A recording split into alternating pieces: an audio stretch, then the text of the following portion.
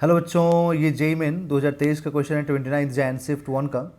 Find the mutual inductance in the arrangement when a small circular loop of wire of radius r is placed inside a large square loop of side l। Okay, मतलब एक large square loop है, इसके अंदर एक circular loop रख दिया गया जिसका रेडियस r है। The loops are coplanar and their centre coincides. तो लूप यहाँ पर को प्लेनर है और सेंटर कोइंसाइड हो रहा है। ओके, तो यहाँ पर देखिए क्या होगा, यहाँ पर हम लोग इसको अभी सॉल्व करेंगे। मान लीजिए ये अपने पास स्क्वायर लूप हो गया। ओके, तो ये स्क्वायर लूप हो गया।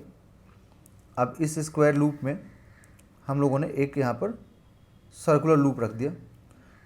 ओके, अब इसमें रेडियस ये हो गया r और यहाँ पर स्क्वायर लूप है और साइड इसका l दिया हुआ है।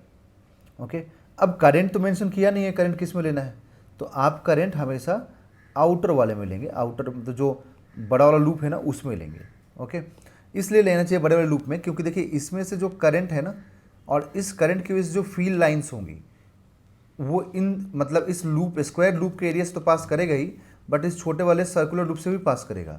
बट अगर आप करंट इससे लेते हैं और उसकी वजह से म्यूचुअल इंडक्टेंस देखते हैं, ठीक है, अगर इसके करंट की वजह से, तो क्या होगा, इसका फील्ड तो सिर्फ इसी से पास करेगा, इसका फील्ड तो इधर से नहीं पास करेगा। ओके, तो फिर तो ये तो एरिया बेकार हो गया। तो हम इसमें फ्लक्स क्या बोलेंगे, तो इस बड़े वाले स्क्वायर लूप पे जो फ्लक्स होगा अगर इसमें करंट देखते हैं तो सिर्फ इस छोटे वाले लूप के फ्लक्स के बराबर हो जाएगा, क्योंकि एरिया इसी का और फील्ड भी इसी का। बट इसमें क्या है कि इसमें करंट लेने से कि इसमें जितना भी करंट पास करेगा ना उसके वजह से जो भी फ्लक्स होगा वो पूरे स्क्वायर लूप के साथ साथ इस सर्कुलर लूप से भी पास करेगा।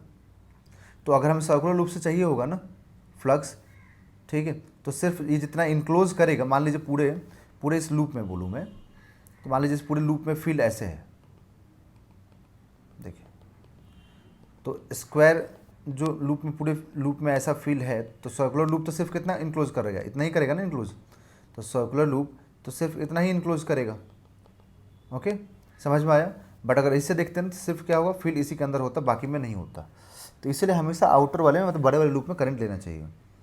ओके, तो अगर हमें चाहिए म्यूचुअल इंडक्टेंस तो हम लिखेंगे यहाँ पर कि एम इज इक्वल टू, जिसमें करंट है वो, तो इसको लूप 1 मानिए और इसको लूप 2 मान लीजिए।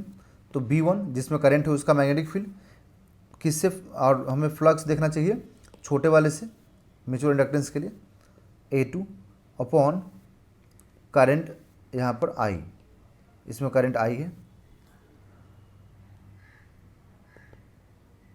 तो अब यहाँ से B1 अगर हम लोग फाइंड करें बच्चों, है ना, तो B1 के लिए देखिए मैं क्या करूँगा आपको यहाँ पर, एक मिनट रुकिए। B1 मतलब मुझे इस स्क्वायर लूप की वजह से चाहिए ना, तो मैं स्क्वायर लूप का जस्ट एक साइड कंसिडर कर लूँगा, देखिए ये वाला, और इसका सेंटर। तो इसका सेंटर मान लीजिए यहाँ पे, तो सेंटर से परपेंडिकुलर डिस्टेंस कितना हो गया, L/2। करंट तो है ही इसमें I, ठीक है, और कोई भी स्क्वायर लूप अपने सेंटर पर कितना एंगल बनाता है, 45 डिग्री बनाता है।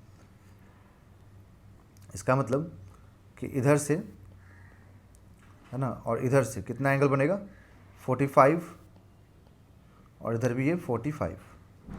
तो हम लोग मैग्नेटिक फील्ड निकालने का फॉर्मूला जानते हैं, तो फॉर्मूला क्या होता है, B is equal to mu naught I upon 4 pi into perpendicular distance, ठीक है, into sine theta 1 that is 45 plus sine theta 2 that is 45। Okay, तो यहाँ से ये 2 से एक कैंसिल होगा, तो म्यू नॉट इंटू I/2 पाई L इंटू 2 साइन 45, तो 2 साइन 45, एक मिनट। तो अब यहाँ से हम लोग मैग्नेटिक फील्ड निकालें, तो एक वायर की वजह से मैग्नेटिक फील्ड कितना मालूम हो जाएगा, mu naught into I upon 2 pi L, ठीक है, और इवन 2 से ये कैंसिल भी कर सकते हैं हम लोग, ठीक है। तो यहाँ पर हम लोग 2 से इसको कैंसिल भी कर दें, तो ओनली साइन 45 मतलब ये √2 हो जाएगा। ये मैग्नेटिक फील्ड हो गया। तो ये तो सिर्फ एक वायर की वजह से हुआ, और स्क्वायर में कितना साइड्स है, 4, तो 4 इंटू B करना पड़ेगा, ठीक है, सभी का डायरेक्शन भी सेम आएगा। तो 4 mu naught I upon √2 pi L, ये हो गया टोटल मैग्नेटिक फील्ड। अब जब टोटल मैग्नेटिक फील्ड मालूम हो गया, मतलब B1 मालूम हो गया यहाँ पर, ठीक है, तो हम लोगों को जो चाहिए वो क्या है, तो हम लोग को चाहिए यहाँ से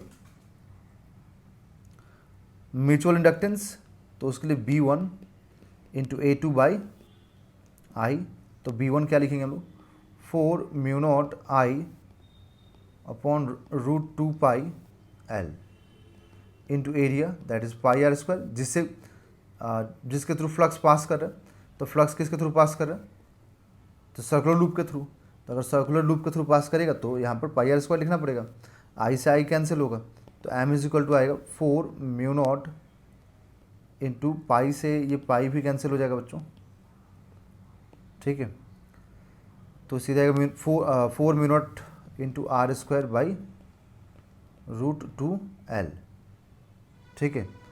अब ये तो हो गया, अब इसमें अगर हम चाहें तो थोड़ा और इसको सिंप्लीफाई कर सकते हैं। देखिए कैसे करेंगे सिंप्लीफाई, तो आप mu naught into r square by L into 4 root 2 लिख दीजिए और इसको रूट 2 से मल्टीप्लाई और डिवाइड कीजिए, तो ये 2 हो जाएगा, तो 2 से 4 कैंसिल होगा 2, तो अब हम लोग को यहाँ से म्यूचुअल इंडक्टेंस क्या मिलेगा, mu naught into r square 2 root 2 by L, ठीक है। तो ये मतलब इसका आंसर आएगा म्यूचुअल इंडक्टेंस का, तो mu naught into r square by 2 root 2 into L, एक मिनट आर स्क्वायर है ना, okay, r square by L, okay, r square by L, option number 1 मतलब ए इज राइट आंसर, सिर्फ यही पे मैच कर रहा है बच्चों एम।